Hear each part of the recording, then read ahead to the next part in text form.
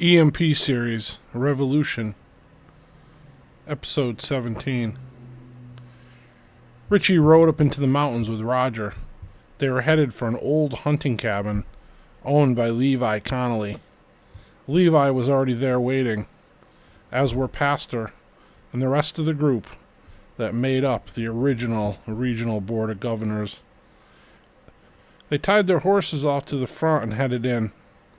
Shortly after, they heard two dirt bikes riding up the trail toward the cabin and looked out to see Tyler Hobbs and one of his men as they cut their engines and coasted to a stop out front. The 9 men assembled around a long dining room table. Leroy McMillan asked, "Does anyone know why we are here?" Pastor answered, "No, only that we were asked to be here by Greg. He said it was important for us all to come." McMillan grunted. Pastor assured the group that Greg would be there soon. Carl Fairley and Greg were on top of the hill adjacent to the cabin, watching from inside the tree line. Greg said, "It looks like they're all there, Chief." Carl nodded, and the 2 men walked down, quietly approaching the cabin. When the door opened and they walked in, all eyes shifted toward them. Leroy McMillan stood up abruptly and said, "What's this? Why is he here? This man is a wanted fugitive, a killer, and a terrorist." Pastor immediately spoke. "Calm down, Leroy. Carl Fairley is not who Captain Crawford makes him out to be. He's a good man. Let's all just settle down and see what's going on." Carl paused briefly and approached the table. "Thank you, Pastor. Gentlemen, thank you all for coming." He slowly scanned around the table at the men seated there. He introduced Roger and said, "Gentlemen, this man was responsible for bringing one of Pastor Sharp's congregants across the country to her family who lives in the mountains of Missouri. He has had an interesting trip, and I think you all should hear what he has to say." Then, Roger told the group the story that he had told to Greg a week earlier. He told them what he had seen and the groups that he encountered along his way. When he was done, Greg spoke. "Since that report, we have had teams look at several of the old abandoned power plants along the river valley. The one right outside town, as well as the one 20 miles downriver and the closest one upriver. There's a lot of military activity in all 3 locations. Also, work crews are working around the clock at all 3. Seems that they are rebuilding the plants."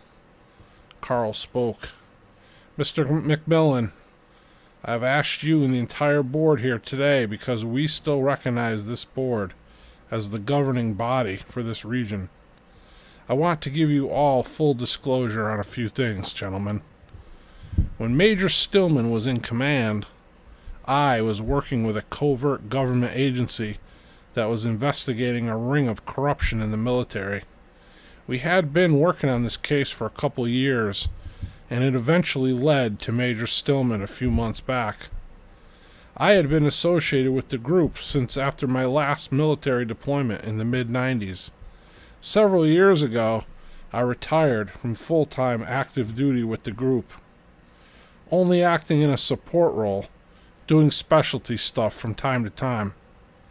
Then, about 9 months ago, the man who was my partner back in the day contacted me. He knew my family and I lived here in this region, and they recruited me to help them in their investigation into Stillman when he was assigned his command here. It was one of their operatives that ultimately was forced to shoot Major Stillman when he was about to kill me. Then, when the military tried to place the responsibility for his death on me, I was forced to go underground and get actively involved in the fight to liberate this region from the corruption that has led the military movement here. What Greg's friend Roger has told us here is the situation throughout most of the country. The nation is truly divided in the way he explained. We are in a civil war, gentlemen.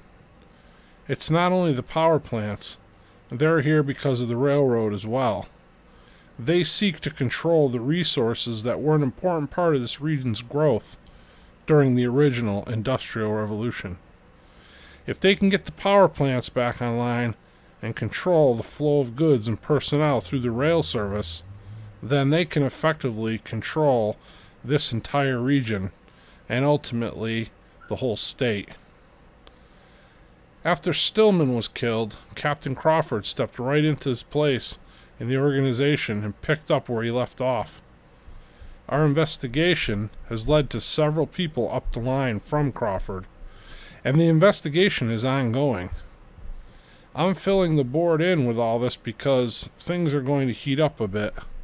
We're going to ramp up our efforts to disrupt Crawford and his troops' operations here, in an effort to expose the others above him in their operation. The more we can make Crawford seem ineffective in his command, the more his handlers will be forced to come out and deal with things. So disruptions will be more frequent and of greater magnitude. Then he looked back at Leroy McMillan again. Mr. McMillan, you and the board should work on putting operational protocols in place for dealing with these disruptions in the short term.